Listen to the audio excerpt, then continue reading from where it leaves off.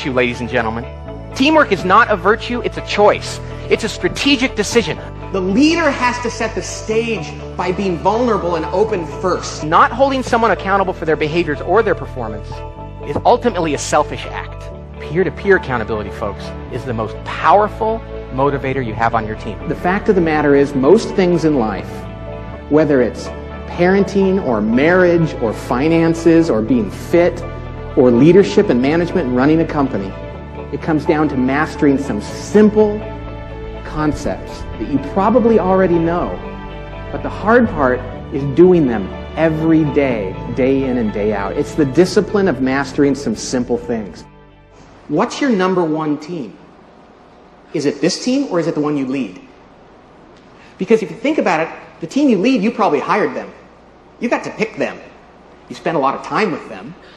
You're very loyal to them. They're loyal to you. And so many of the executives I work with, I say, is it the results of this collective team at the top of the organization? Is that team number one? Or is team number one the one that you're the papa bear or mama bear of back in your department? This is such a critical issue to struggle with. An organization that is infected with teamwork in the right way has to make the team at the top number one and has to cascade from there. Teamwork is not a virtue, ladies and gentlemen. Teamwork is not a virtue, it's a choice. It's a strategic decision. Too often we see it as a default, like, well, yeah, we have to be a team. We're a team. Are you a team? Oh, yeah, we're a team. Because we have to say that. It's kind of politically correct or incorrect to say we're not. But the truth is, if we're going to operate like a team, we have to choose it and sign up for the cost that it involves, the sacrifice, the work, and the time that's required. The benefits of teamwork are huge. I'm certainly an advocate of it. But if a group of people is not willing to invest the time and make the sacrifices necessary to achieve the benefits of teamwork, then they'd be better off saying we're not going to be a team, because to say it and then not do it is really frustrating. So what I'm about to do today, what I want to do with you, is go over the 5 reasons that teams fail, and then talk about how we can overcome those. Why should we wait for a crisis to work together? And you see this all the time. Organizations that fall into crisis, a business about to go under, or a team in the fourth quarter with 2 minutes left in the game, down by 6, and they pull together, and people will say, wow, we never worked so well together as when we almost went out of business. Or when the game was on the line and we thought we were going to lose, wow, did we all pitch in. Why should we wait for that? And what we're going to talk about today is how to provide your organization with the power of a crisis. I'm going to call it a thematic goal. A single overriding goal, a theme that pulls people together regardless of what department they're in or what sub-organization they think they serve. Scottie Pippen is coming back to Chicago, am I right? Right. Years ago when Michael Jordan retired the first of 3 times, what people often don't realize in retrospect was that the Bulls were still probably the best team in the NBA, right? I mean, and I don't want to go through the players. I could, but I'm not going to. But they had this amazing group of players. Pippen was now their leader and their star.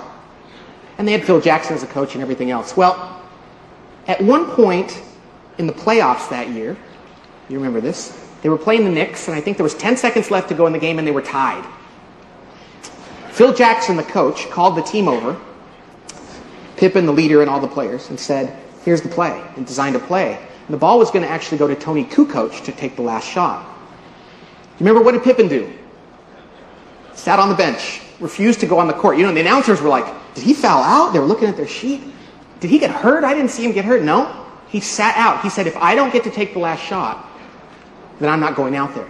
And what a beautiful thing for him to do. I wish every executive team I worked with had the audacity for a person on the team to say, hey, it's not about the team, it's about me.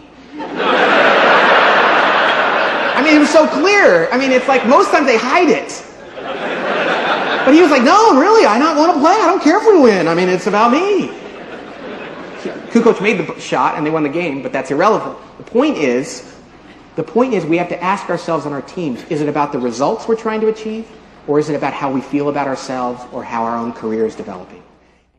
We have to have the courage as leaders to hold people accountable for their behaviors. It's not fun. It's not easy. We don't like it. You know how I used to say I didn't do it because I felt bad for the person. I wanted them to like me and I didn't want to make them feel bad?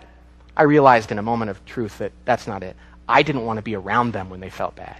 And I didn't want them to blame me for feeling bad. You see, not holding someone accountable for their behaviors or their performance is ultimately a selfish act. My advice to you on this one is if you struggle with this like me, tell the people that work for you that you struggle with it and that it will hurt them, and they will start prying that feedback out of your fingers. Person on my staff is, I want to know what you think I need to do to get better, because if you don't tell me, it's going to hurt me. They'll be your best coach. I do not like to hold people accountable. It is, I'm a wuss. Okay? That's not a curse word, is it? Gotta check the approved list of, no, it's not. Anybody read Men Are From Mars, Women Are From Venus? Show of hands. Yeah, I've never read it, but I've had parts of it read to me out loud, you know?